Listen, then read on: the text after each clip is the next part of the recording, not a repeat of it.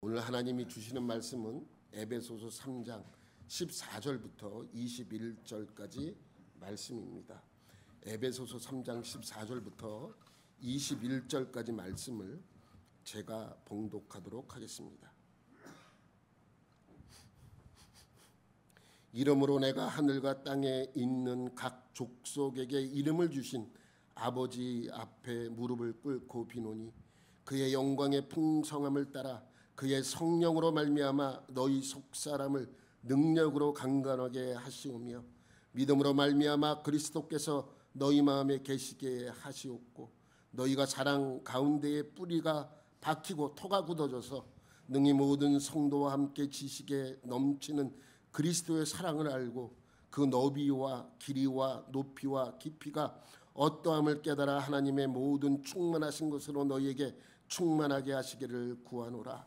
우리 가운데서 역사하시는 능력대로 우리가 구하거나 생각하는 모든 것에 더 넘치도록 능히 하실 이에게 교회 안에서와 그리스도 예수 안에서 영광이 대대로 영원 무궁하기를 원하노라. 아멘.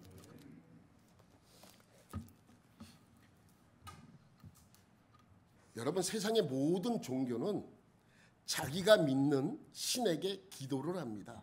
우리도 마찬가지죠. 우리가 믿는 하나님께 우리는 기도를 합니다. 특히 무언가 간절히 바랄 것이 있으면 더 간절히 기도하게 되어 있습니다. 여러분, 여기서 기도 안 하시는 분은 없죠? 나는 기도는 모르겠고 그냥 예배는 내가 참석하고 그냥 말씀도 읽겠는데 내가 기도는 안 하겠다라고 하시는 분은 없을 것입니다. 그런데 우리가 기도하는 기도와 세상 사람들이 자기가 믿는 종교 안에서 기도하는 것은 어떤 차이점이 있을까요? 무엇이 다를까요? 여러분, 우리의 기도는요, 하나님께 당당하게 요구하는 기도입니다.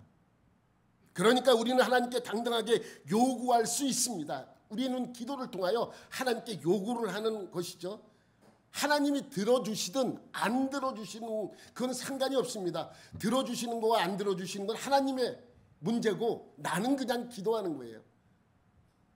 하나님께 당당하게 기도하는 것입니다. 왜냐하면 하나님과 우리와의 관계는 그럴 수 있는 관계이기 때문에 그렇습니다. 여러분, 아이들이 뭐 필요하면 누굴 찾아요? 쩌르르 엄마나 아빠에게 찾아가서 엄마 나 이거 필요, 아빠 나 이거 꼭 사줘. 어떨 때는 말도 안 되는 걸 사달라 그래요. 아이들 입장에서는 그럴 수 있어요. 여러분, 내가 컴퓨터가 필요해. 근데 우리 엄마한테 얘기해봤자, 우리 아빠한테 얘기해봤자 안 들어주실 것 같아. 그렇다고 옆집 아빠에게 가서 나 컴퓨터 사주세요라고 얘기합니까? 안 하잖아요. 사주든지 안 사주든지 상관없이 우리는 엄마나 아빠에게 가서 당당하게 요구합니다. 엄마 나 컴퓨터 사줘. 나 자전거 사줘. 나 뭐 사줘. 사주건 안 사주고는 누구 마음이에요? 부모님 마음이에요. 나는 요구할 수 있어요. 사주는 거 안 사주는 거 상관없이 나는 요구할 수 있습니다. 왜냐하면 그럴 수 있는 관계잖아요. 내 엄마고 내 아빠고 나는 자녀이기 때문에 내가 요구할 수 있는 것입니다. 그러니까 하나님과 우리와의 관계는 그것을 요구할 수 있는 관계인 것입니다. 아, 옆집 부모님에게 요구하는 것도 내가 요구할 수 있다. 요구할 수 없어요. 내가 만약에 그러면 제가 미쳤나? 이렇게 생각할 겁니다. 그렇잖아요. 내가 우리 엄마한테 얘기해봐야 소용없어. 옆집 엄마한테 얘기해야 되겠다. 옆집 엄마한테 가서 엄마나 엄마는 아니지. 아줌마 나 이거 뭐 좀 사주세요. 야, 너 미친 거 아니냐? 니네 엄마한테 가서 얘기해. 라고 얘기할 것입니다. 여러분, 그래서 우리의 신앙에 있어서 기도는 아주 중요합니다. 주일학교 학생들이 처음에 교회에 오면 뭐부터 가르쳤어요? 예전에, 뭐 요즘은 좀, 예전에 교회에 처음 오면 저도 그거를 교회 갔더니 그거부터 가르치더라고요. 옛날 어렸을 때. 주기도문하고 사도신경 가르치더라고요. 그거부터 가르치는 거예요. 왜냐하면 중요하기 때문입니다. 우리는 교회 나와서 왜 하는지도 모르고 주기도문 외우라 그러니까 외우고 사도신경 외우라 그러니까 외웁니다. 그냥 따라합니다. 근데 또 기도에 대해서 가르칠 때 뭘 가르쳐요? 아이들한테 손가락 기도를 가르쳐요. 여러분 그 기억하시는 분 있을지도 모르겠는데 저 때는 없었어요. 제가 할렐루야 가서 우리 아이들을 가르칠 때 막 그러한 것을 막 그때부터 가르치더라고요. 손가락 기도법 기억나세요, 여러분? 여기 사진 여러분 기억 안 나실까 봐 제가 여기 준비했어요. 5가지를 기도하래요. 엄지손가락. 그래서 모를 때는 이렇게 하면서 기도하라 가르쳤어요. 맨 앞 엄지손가락은 엄지니까 하나님, 마지막이니까 예수님. 그래서 하나님 아버지, 그래서 감사부터 하래요. 그 다음에 회개하래요. 그 다음에 내가 기도할 거를 간구하래요. 그리고 마지막에 예수님의 이름으로 기도하래요. 이렇게 5가지 기도법을 우리가 교회 학교에서 많이 가르쳤던 기억이 납니다. 왜 이렇게 가르쳐요? 뭐 굳이 뭐 이걸 왜 가르칩니까? 그냥 기도하라 그러면 되잖아요. 기도할 줄 모르니까 가르치는 것이죠. 이렇게 가르치는 이유는 기도가 그만큼 교회에서 중요하기 때문입니다. 여러분은 어떤 기도, 뭐 이거는 우리가 아이들 가르칠 때 했던 기도고, 여러분은 하나님께 어떻게 기도하라고 배웠습니까? 여러분이 교회를 나가면서 목사님들이나 이 전도사님들이 기도를 어떻게 하라고 가르쳤습니까? 기억나세요? 제가 배웠던 기억이 나는 것도 뭐냐면, 교회 부흥에 참석하면 부흥 목사님들이, 부흥사 목사님들이 알려준 기도가 있어요. 몇 가지가. 그 부흥사 목사님은 기도할 때 이렇게 하라고 막 이렇게 가르치죠. 첫 번째, 응답받을 때까지 열심히 기도하래요. 열심히 기도하래요. 그냥 응답받을 때까지만 기도하라는 거예요. 그럼 하나님은 언젠가는 응답해 주신다고 열심히 기도하래요. 두 번째는 기도도 대충 하지 말고 구체적으로 하래요. 구체적으로. 자동차가 필요하면 자동차 2000cc에 뭐 자동문이 딸리고 뭐 세단이고 뭐 이거 구체적으로 기도하래요. 그래서 구체적으로 기도하면 머리에 기억이 잘 안 나. 구체적으로 기도하고 싶은데 머리에 기억이 잘 안 나죠. 그래서 구체적으로 자세히 기도하라고 그렇게 배웠던 기억이 납니다. 또 세 번째는 중언부언하지 말래요. 이렇게 기도했다가 저렇게 기도했다가 또 말도 안 되는 기도했다가 또 내가 생각해도 그냥 이해 못하는 기도를 이렇게 중언부언하지 말래요. 이쪽 기도 저쪽 기도 왔다리 갔다리 하지 말라 그럽니다. 이것이 바로 부흥사 목사님이 가르쳐주던 기도법입니다. 근데 마지막에 중요한 것을 하나를 더 가르쳐줘요. 여러분 기억나시는지 모르겠는데, 기도한 것은 받은 줄로 믿으래요. 이제 기도하는데 기도한 것은 받은 줄로 믿으래. 그렇게 예전에 부흥사 목사님들이 기도하는 법을 가르쳐 주었습니다. 그럼 여러분들은 기도할 때 어떻게 기도하며 무엇을 기도합니까? 교회 나와서 처음에 기도하잖아요. 예배 전에 준비 기도하고 있잖아요. 뭘 기도해요? 그냥 눈 감고 있습니까? 아니면 어떤 기도를 합니까? 오늘 예배 잘 드리게 해달라고 기도합니까? 아니면 어떤 기도를 합니까? 이 기도라는 게 쉬운 것 같은데 참 어렵습니다. 그래서 아주 오래전 초대교회 때 또 중세시대 이 무지했던 시절에 무엇을 어떻게 기도할지 모르던 시절에는 기도문을 써서 주면서 외우게 했어요. 글도 잘 모르니까 그냥 외우게 하는 거예요. 그것이 지금의 천주교회에서 하는 기도문이 거기서 뿌리가 된 거예요. 여러분 그래서 천주교회 가면 각종 기도문이 있어요. 여러분 교회에서는 그 기도문이 없지만 천주교회 가면 기도문을 줘요.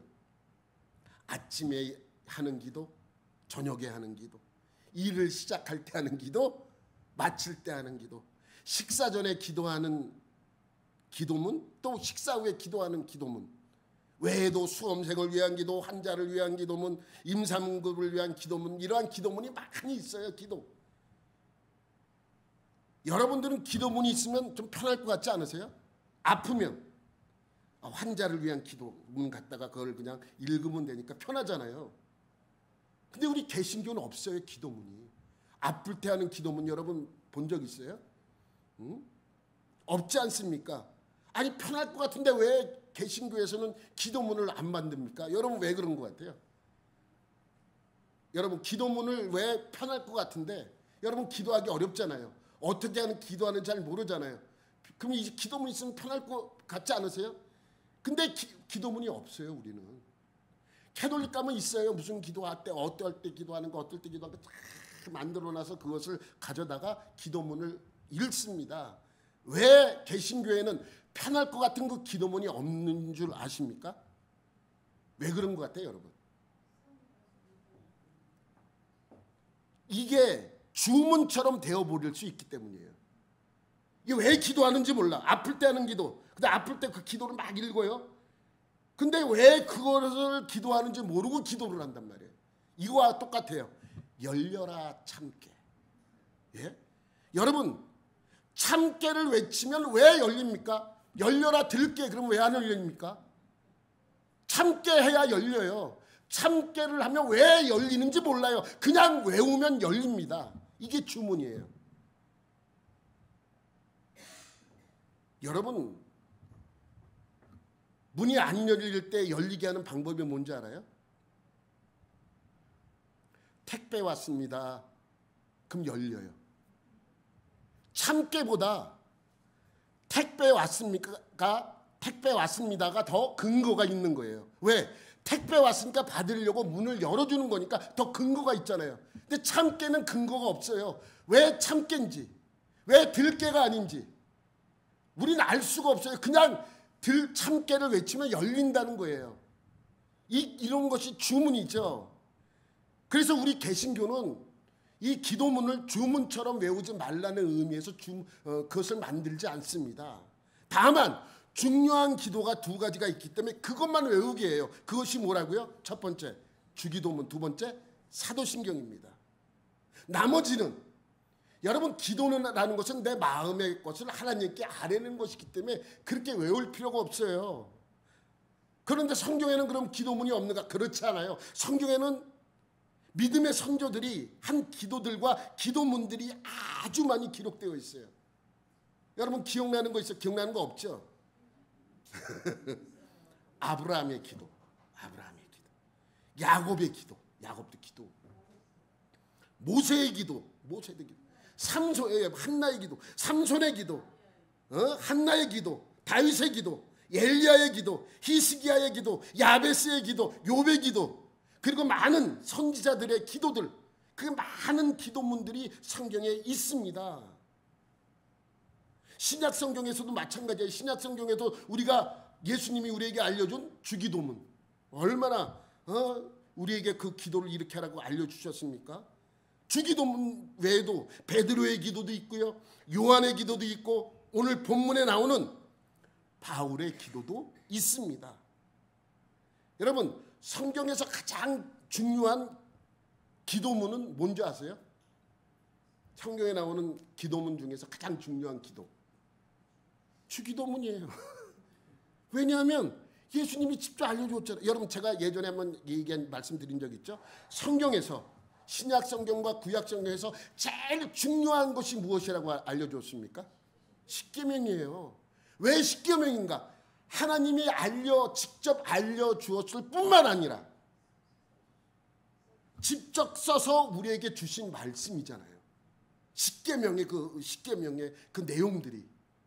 그래서 성경을 통해서 가장 중요한 것 하나를 뽑으라면 십계명이 되어야 돼요.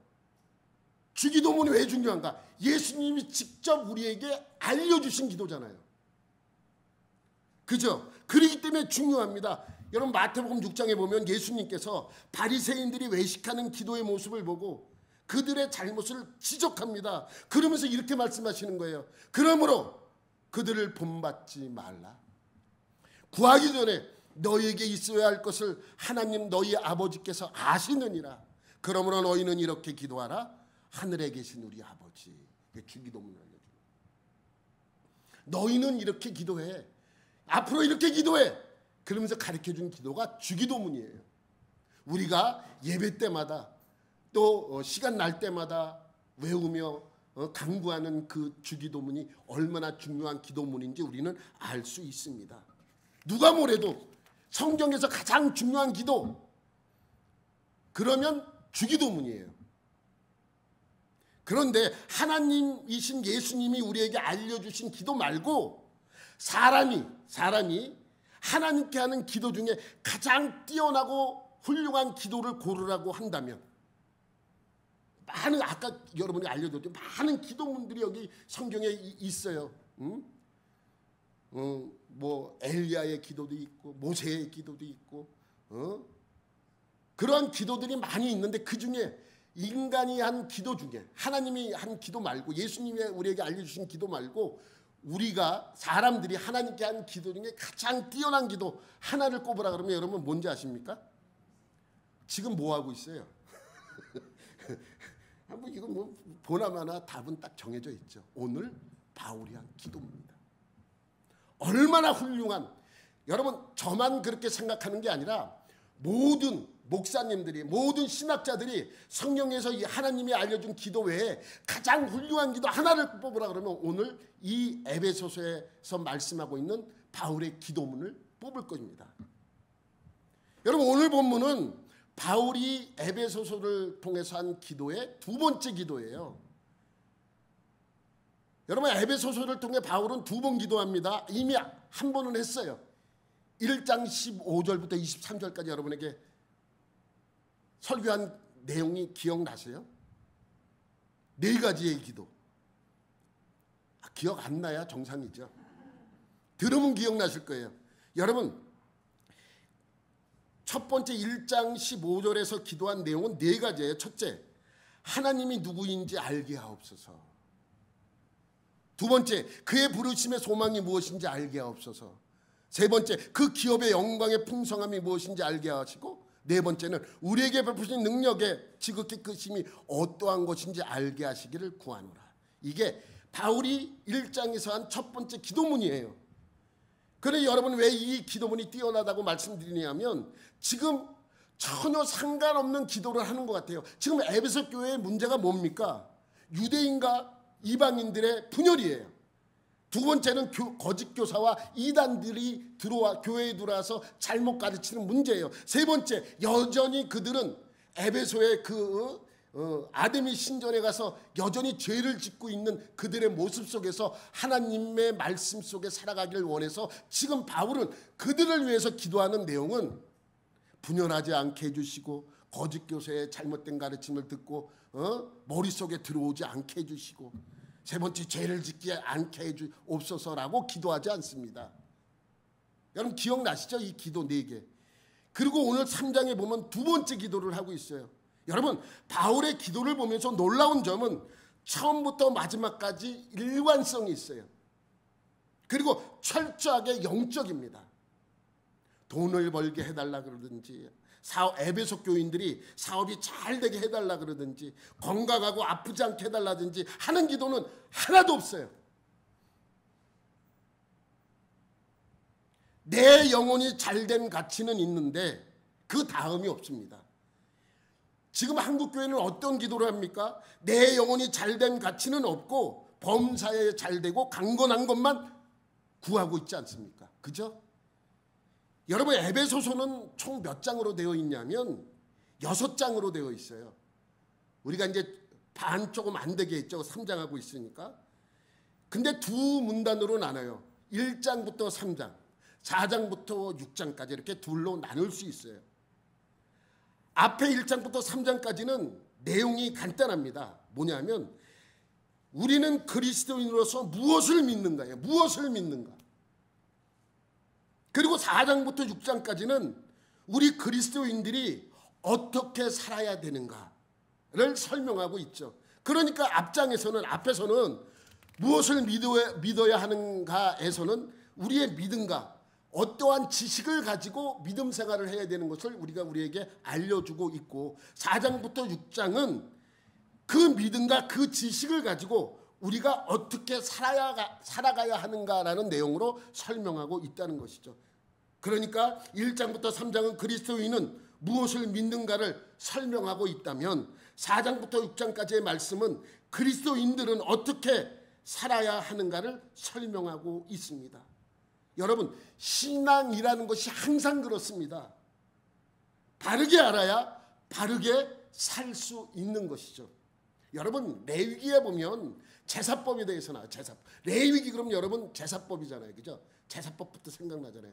제사법, 5가지 제사법과 많은 율례들을 가르칩니다. 그런데 둘로 나눠요. 앞부분과 뒷부분. 레위기도 앞부분은 제사법에 대해서 설명해요. 제사법. 번제, 소제, 화목제, 속죄제, 속건제, 제사법에 대해서 설명하고 제사에 대해서 설명 쭉 합니다. 그리고 뒷부분으로 가면, 뒷문단에 가면 어떤 것이냐면 우리가 살아있으며 하나님께 제사를 드릴 때 어떨 때 제사를 드리는 거에 대해서 설명하고 있어요. 그러니까 알아야 제사를 드리는 거예요.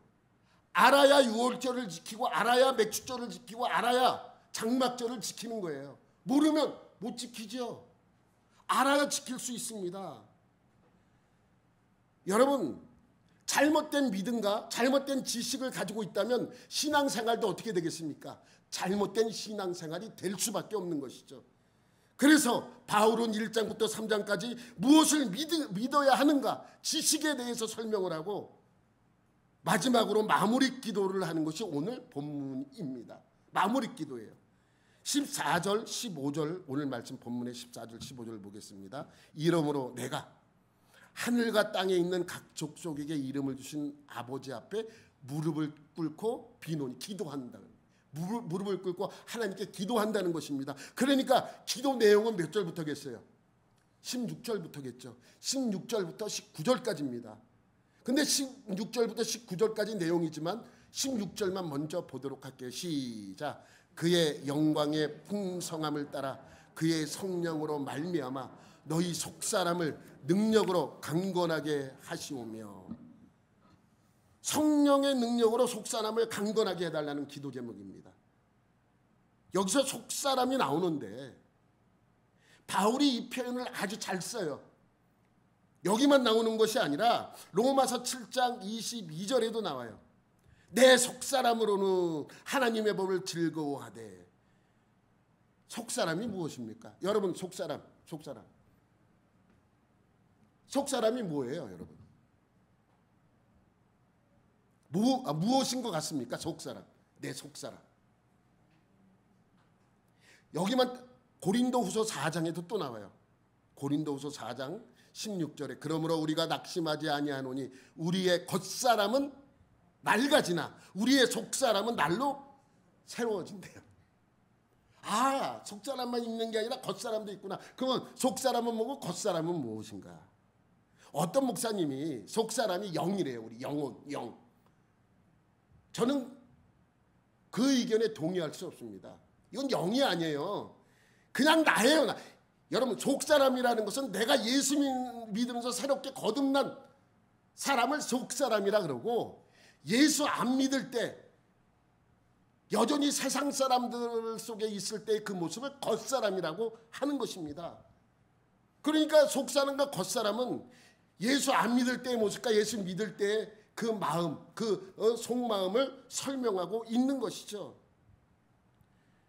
그러니까 바울이 말하는 겉사람은 예수 믿기 전의 모습, 세상의 관심과 세상 사람들이 추구하던 것과 똑같은 것을 추구하며 살았던 옛사람을 겉사람이라고 이야기를 하고, 속사람은 예수 믿은 뒤에 세상 사람들이 추구하는 것과는 다르게 하나님의 말씀을 따라 살려고 하는 사람을 속사람이라고 표현하고 있습니다. 그럼 여러분에게는 속사람이 있습니까? 있죠. 당연히 있죠. 예수 믿은 다음에, 예수 믿은 후의 마음을 속사람이에요. 그 이후에 사람을 속사람이라고 이야기를 하는 것입니다. 그러면 여러분이 예수 믿기 전에는 어떤 모습으로 살았어요? 겉사람의 모습으로 살았단 말이죠. 그러면 여러분들은 그 겉사람의 모습을 벗어버렸습니까? 안 벗어버렸습니까? 얼마나 속사람의 모습으로 살아가고 있습니까? 바울이 말하고 싶었던 것은 이거예요. 이거. 너희가 겉사람의 모습으로 살아가지 말고 속사람의 모습을 가지고 살아가라고 지금 바울은 이 에베소 교인들에게 설교하고 있는 것이죠. 말씀하고 있는 것이죠. 여러분, 우리가 예수를 믿으면서 믿음 생활을 하면서 오해하는 것이 있어요. 오해. 예수를 믿는 순간, 거듭나는 순간 겉사람을 완전히 벗어버리고 속사람으로 변화한다고 생각하는 것입니다. 내가 예수를 믿으면 거듭나는 순간 사람이 확 바뀐대요. 그게 이제 그 구원파에서 많이 얘기하는 것이죠. 마치 원더우먼이 되려면 어떻게 하면 됩니까?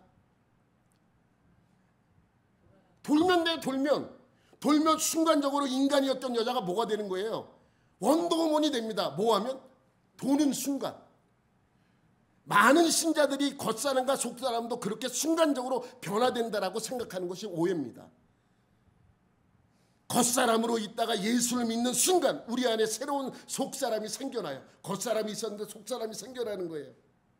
그리고 추구하는 것이 달라요. 겉사람과 속사람은. 그래서 늘 뭐가 일어나요? 내 안에서 충돌이 일어나요. 이중인격자가 되는 거예요. 다중인격자. 어떨 때는 저 사람이 역시 예수 믿는 사람이, 어떨 때는 저런 사람이 예수를 믿어? 이중인격자처럼 돼버리죠. 다중인격자. 그래서 겉사람은 세상의 것을 추구하려고 하고 내 속사람은 하나님의 말씀을 따르고 지키려고 하는 것이죠. 여러분 로마서 7장 22절 말씀 이 한 절만 보면 잘 몰라요. 내 속마음으로는 하나님의 법을 즐거워하되. 그런데 이 구절을 한 구절을 이해하기 위해서는 이 앞구절도 봐야 되고 이 뒷구절도 봐야 돼요. 그게 이렇게 되어 있어요. 그러므로 내가 한 법을 깨달았노니 곧 선을 행하기 원하는 나에게 악이 함께 있는 것이로다. 내 속사람으로는 하나님의 법을 즐거워하되 내 지체 속에서 한 다른 법이 내 마음의 법과 싸워 내 지체 속에 있는 죄의 법으로 나를 사로잡는 것을 보는도다. 여러분 바울이 어떤 사람입니까? 대단하잖아요. 그런데 바울도 이러한 고민을 하고 있다는 것입니다. 여러분 우리가 예수를 믿는다고 한순간에 바뀌지 않습니다. 뭐 특별한 경우 있어요. 뭐 우리 바울과 같은 경우도 특별한 경우에 해당하죠. 특별한 사람도 있어요. 하나님이 특별하게 사용한 사람도 있어요. 한순간에 변화받고 정말 하나님의 사람으로 한 번에 바뀌는 사람이 간혹 있어요. 간혹. 근데 대부분 그렇지 않아요. 여러분 바울도 예수님을 만나고 몇 년 뒤에 1차 전도여행을 하면서 전도하기 시작했습니까? 14년이에요. 바울도 바울과 같은 사람도 14년의 준비 기간을 통해서 전도하기 시작했다는 것이죠. 여러분 우리가 예수를 믿으면 나에게 속사람이 생겨납니다. 그리고 그 속사람은 겉사람과 늘 충돌이 일어나게 됩니다. 그러면 난 초신자예요. 내가 초신자예요. 그럼 내 초신자, 내가 예수를 믿기로 한 초신자면 내 겉사람이 있었는데 속사람이 생기기 시작했겠죠. 그러면 속사람과 겉사람이 싸우면 누가 이기겠어요? 초신자라면. 겉사람이 이길 때가 있고 속사람이 이길 때가 있지만은 물론 겉사람이 더 많이 이기게 되겠죠. 믿음 생활을 오래 한 믿음이 아주 좋은 집사님이나 권사님이라면 겉사람이 이기겠습니까? 속사람이 이기겠습니까? 겉사람이 이겨요. 권사님들도 이겨요. 저는요. 제 안에 겉사람이 있고 속사람이 있습니다. 겉사람이 이기겠습니까? 속사람이 이기겠습니까? 겉사람이 이겨요. 늘 이겨요. 물론 속사람이 이길 때도 있고 겉사람이 이기겠지만 참 힘들고 어렵다는 걸 설명하고 있는 것입니다. 이런 과정을 통해 우리의 신앙이 어떻게 되는 거예요? 점점 좋아지는 거예요. 처음에는 겉사람이 10번 이길 거 시간이 지남에 따라 9번, 8번, 7번 속사람이 1번, 2번, 3번, 4번 이기면서 더 많은 승리를 가져오게 되는 것이죠. 그래서 고린도후서 4장 16절에 다시 보면 이렇게 말씀하시는 거예요. 우리의 겉사람은 낡아지나 우리의 속사람은 날로 새로워지는 것입니다. 그러니까 신앙이 좋다, 믿음이 좋다 하는 것은 하나님의 법을 좋아하는 우리의 속사람이 어떻게 되는 거예요? 날로 강건해지는 것을 설명하고 있는 것입니다. 그러면 속사람이 겉사람을 이기는 방법은 무엇입니까? 기도 많이 하면 돼요. 기도 많이 하면 이길 수 있습니까? 여러분 한국교회는 우리 신자들이 교회에 나오면 자꾸만 무엇부터 만들려고 그러는 줄 아세요? 원더우먼을 만들려고 그래요. 돌아. 그럼 뭐가 된다는 거예요? 원더우먼이 된다는 것입니다. 예수를 영접하는 순간 겉사람은 없어지고 속사람만 존재하는 것처럼 가르쳐 왔습니다. 이런 겁니다. 초신자가 교회에 나와요. 그러면 맨 먼저 하는 게 뭡니까? 복음을 전해야죠. 그리고 묻습니다. 예수를 구원자로 믿습니까? 그럼 초신자는 뭐라고 대답해요? 이렇게 대답하지 않아요. 초신자들은 대부분 예 라고 대답을 합니다. 그럼 다시 한번 묻습니다. 정말 예수가 나의 구원자라고 확실하십니까? 그럼 초신자들은 뭐라고 대답해요? 예, 확실합니다. 그럼 뭐 시키는 줄 아세요? 그럼 나가서 전도하세요. 이렇게 시켜요. 그럼 나가서 전도하세요. 여러분, 바울과 같은 사람도 다메섹 도상에서 예수님을 처음 만나고 처음 전도를 시작한 때가 몇 년이 지난 뒤였는지 아십니까 여러분? 3년이, 최소 3년이에요. 3년 아라비아를 갔다가 돌아와서 다메섹 회당에서 전도하다가 죽을 뻔하고 바구니를 타고 도망간 사건이 있지 않습니까? 그러니까 최소 3년이에요. 바울도. 근데 그것도 부족해서 어떡합니까? 1차 전도 여행을 떠날 때까지 14년이라는 시간 동안 준비하고 또 준비했습니다. 우리는 자꾸만 뭘 되라 그래요? 원더우먼 되라 그래요. 원더우먼이 되지 못하면 하나님의 택정을 받지 못한 사람처럼 여깁니다. 여러분, 바울도 하나님을 만나고 14년 뒤에 1차 전도 여행을 시작했습니다. 완전히 하나님의 사람이 되어서 전도 여행을 시작했습니까? 아닙니다. 여전히 14년이 지났음에도 불구하고 겉사람의 모습을 가지고 있었습니다. 왜냐하면 1차 전도 여행을 떠났을 때 함께한 사람이 바나바와 마가 요한입니다. 마가 요한. 근데 마가 요한은 중간에 너무 힘들어서 어떻게 해요? 나 그냥 갈래요. 그리고 중간에 그냥 도망가요. 그리고 이제 1차 전도 여행을 마치고 돌아왔어요. 2차 전도 여행을 떠났는데 바나바가 또 마가 요한을 또 데려가려고 그래요. 그랬더니 바울이 뭐라 그래요? 미쳤냐고 성경이 없어요. 뭐 하여튼 간에 안 된다 그럽니다. 그래서 심하게 싸워요. 바나바와, 데려가자는 바나바와 안 된다는 바울이 심하게 다퉈요. 여러분, 만약에 바울이 4차 전도 여행이나 5차 전도 여행할 때 이러한 일이 생겼다면 여러분, 마가 요한을 데려갔겠습니까? 안 데려갔겠습니까? 데려갔을 것입니다. 아직까지 뭐가 남아있어요? 겉사람이 남아있는 것입니다. 여러분은 예수를 믿은 지 몇 년이 되었습니까?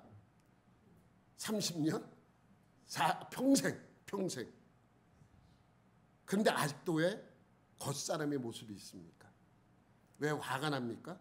왜 싸웁니까? 왜 아직 여러분의 속사람은 여러분의 겉사람을 이기지 못합니까? 왜 아직 겉사람은 낡아지지 않고 속사람만 낡아집니까? 왜 그렇습니까? 그러면 속사람이 강건하게 되려면 어떻게 해야 되는가? 내 속사람이 강건하게 되려면 어떻게 해야 됩니까? 그것이 오늘 16절에서 그 답을 알려주고 있는 거예요. 다시 한번 시작. 그의 영광의 풍성함을 따라 그의 성령으로 말미암아 너희 속사람을 능력으로 강건하게 하시오며. 여러분, 겉사람을 이기려면 절대로 내 힘만으로는 어렵습니다. 뭐로 가능해요? 성령으로. 성령이, 그래서 바울도 이렇게 외치는 거예요. 성령의 능력으로 말미암아 강건하게 되라고 외치는 것입니다. 뭐로요? 성령으로. 내 겉사람을 이길 수 있는 내 속사람은 내 자신이 아니라 성령님이기 때문에 성령님이 역사하셔서 그의 능력으로 내 속사람을 강건하게 해달라고 외치는 것입니다. 여러분, 전도하는 것도 마찬가지입니다. 내 힘으로 가능하지 않아요. 내 힘으로 전도하면 어떻게 되는 줄 아세요? 어떤 사람이 교회를 안 나와. 친한 친구인데 교회를 안 나와. 그래서 가서 매일 전도를 해야 한번 교회 나가달라고 계속 그냥 사정하고 빌고 막 이러면서 그에게 요구합니다. 그런데도 안 나와요. 그러니까 뭐라 그래요? 화를 내는 거예요. 야, 그 정도 얘기했으면 한번 나와줄 만도 하잖아. 왜 안 나오는 거야 도대체? 너 다시는 나 만날 생각하지 마. 내가 전도하려고 하면 이렇게 되는 거예요. 그래서 예수님도 제자들에게 마지막으로 부탁하고 한 것이 무엇입니까? 약속한 것을 기다리라는 거예요. 너는 이곳을 떠나지 마. 내가 내게 약속한 것을 너는 이곳에서 기다려. 약속한 것을 받을 때까지 아무것도 하지 말라 그럽니다. 그리고 오순절 마가의 다락방에서 역사했던 성령 강림 사건 이후 제자들은 복음을 가지고 세상에 나갈 수 있었습니다. 여러분, 내가 하면 안 돼요. 내가 하면 못합니다. 내가 하면 실패해요. 그런데 성령님이 함께해야 가능하기 때문에 예수님도 너희가 성령 받을 때까지 아무것도 하지 말라고 말씀하고 있는 것이죠. 여러분, 그래야지만 어떠한 환경에서도 그 환경을 이길 수 있는 힘이 생기는 것입니다. 여러분, 우리는 늘 기도하잖아요. 그런데 성령님이 환경을 바꾸지는 않습니다. 그 환경을 이길 수 있도록 내게 힘을 주시는 것이죠. 우리의 기도가 늘 실수하는 것이 바로 이것입니다. 환경을 바뀌어달라고 하는 것. 여러분, 간혹 우리가 생활하면서 죄송합니다, 악질들이 있어요. 내일 나를 괴롭히는. 그럼 우리는 어떻게 합니까? 하나님, 저 악질을 어떻게 해결하여 주옵소서라고 기도합니다. 저 악질을 하나님께서 해결해서 저 사람을 아프게 하든지 저 사람을 망하게 하든지 저 사람을 해결해 달라고 기도합니다. 하나님은 그러한 기도 안 들어주세요. 어떤 기도를 들어주시는지 알아요? 그 악질을 내가 감당할 수 있도록 나를 변화시켜 주는 거예요. 이게 하나님이 우리에게 원하는 것입니다. 여러분, 성경은 다 그런 얘기들입니다. 어느 사회, 어떤 영웅도 그들로 하여금 외치게 하지 그들이 직접 그 자리에 있게 하지 않습니다. 한 예로 이스라엘 백성들이 얼마나 하나님을 원망하고 사고를 쳤습니까? 근데 모세로 하여금 이스라엘 백성을 대신하게 하지 않아요. 무슨 말이냐면 40년 동안 얼마나 하나님을 속삭였습니까? 그러면 하나님이 이스라엘 백성을 출애굽시키기 전에 이 이스라엘 백성 모두를 어떤 사람같이 만들어요? 모세 같은 사람으로 만들어요. 무슨 말을 해도 다 순종하고 무슨 말을 해도 다 잘 듣고 무슨 말을 해도 다 신뢰할 수 있는 그러한 모세 같은 사람으로 다 만들어서 출애굽을 시키면 얼마나 편하겠습니까, 하나님이. 근데 하나님은 그렇게 하지 않으세요. 여러분, 엘리야와는 평생 누구와 싸웠습니까? 엘리야, 아합왕과 싸웠어요. 아합왕은 선지자들을 다 잡아 죽였고, 근데 여러분 생각해 보세요. 북이스라엘 왕을 아합을 시키지 않고 엘리야 같은 사람을 시켰으면 얼마나 편했을까요? 그죠? 엘리야 네가 왕해. 그러면 얼마나 정책을 잘 펼치고 하나님의 말씀 속에서 그렇게 했을까요? 근데 하나님은요, 그 자리에 엘리야를 앉히지 않아요. 그냥 외치게 합니다. 그리고 그것을 감당하게 하고 그것을 이길 수 있도록 합니다. 여러분, 남유다 마지막 왕이 누구예요? 남유다 시드기야를 마지막 왕으로 세우지 않고 하나님께서 예레미야를 그 자리에 앉혔다면 적어도 포로로 끌려가서 고난 당하는 일은 당하지 않았을 것입니다. 그러나 하나님은 그렇게 하지 않습니다. 백성들로 하여금 그러한 환경을 극복하고 이길 수 있도록 그 믿음을 허락하시는 것이죠. 그러니까 하나님은 환경을 변화시키는 것이 아니라 나를 변화시키는 거예요. 나를. 왜 출애굽시킵니까? 나를 변화시키기 위해 하나님은 출애굽을 시키는 것입니다. 왜 엘리야를 세웠습니까? 엘리야를 통해서 나를 변화시키기 위해서입니다. 왜 예레미야를 세웠습니까? 예레미야를 통해서 백성들이 변화되기를 원하셨던 것이죠. 여러분, 이게 참 힘듭니다. 그러니까 하나님은 환경을 변화시키기보다 누굴 변화시키는 거예요? 나를 변화시키는 것입니다. 누구를 통하여? 성령님을 통해서. 그래서 그 성령님이 나에게 역사하셔서 나를 뭐하게 만든다는 거예요? 강건하게 만드신다는 것입니다. 여러분, 우리는 성령이 등장하면 뭐부터 떠오릅니까? 은사, 능력, 불, 신비스러운 무언가를 생각합니다. 성령님으로 강건하게 된다는 것은 그런 의미가 아니에요. 어떤 의미냐면 하나님은 능력, 은사, 신비로운 사건을 위하여 나를 동원하는 것이 목표가 아니라 나를 위하여 그런 사건을 동원시켜 주시는 것입니다. 여러분, 왜 그러한 능력이 일어납니까? 능력을 한번 믿지 않으니까 그런 능력을 보면서 믿으라는 것입니다. 나를 위하여 그러한 사건을 동원시키는 것입니다. 나를 변화시키기 위하여. 성령님이 왜 나에게 역사하십니까? 나를 변화시키기 위해서입니다. 둘째는 하나님께서 우리를 저주하고 멸망받고 형벌을 받을 수밖에 없는 자리에서 이제는 천국 갈 사람으로 데려다 놓은 것으로 끝나지 않습니다. 여러분, 하나님의 자녀됨이 얼마나 은혜스러운 일이고 좋은 일인가. 우리가 그 수준까지, 하나님은 우리를 그 수준까지 끌어올리기를 원하시는 것입니다. 천국의 시민으로서의 수준으로 만드시기 위하여 우리에게 그러한 일을 경험시키는 것이죠. 내가 편할 때는 믿음이 좋은 것 같아요. 내가 위기가 오면 믿음이 없어져요. 언제 저 사람이 그렇게 믿음이 있던 사람 맞는가? 라고 할 정도로 믿음이 흔들리는 사람을 보지 않습니까? 여러분, 진정한 믿음은 언제 나타납니까? 흔들릴 때 나타납니다. 어려울 때 나타납니다. 고난스러울 때 나타나는 것입니다. 그 시작으로 겉사람은 낡아지게 만들고 속사람이 새롭게 된다는 것을 하나님께서 우리에게 말씀하고 있는 것입니다. 그러니까 하나님은 우리를 초신자의 단계로 계속 있게 되기를 원하지 않습니다. 다음 단계로 나아가기를 원하시는 것이죠.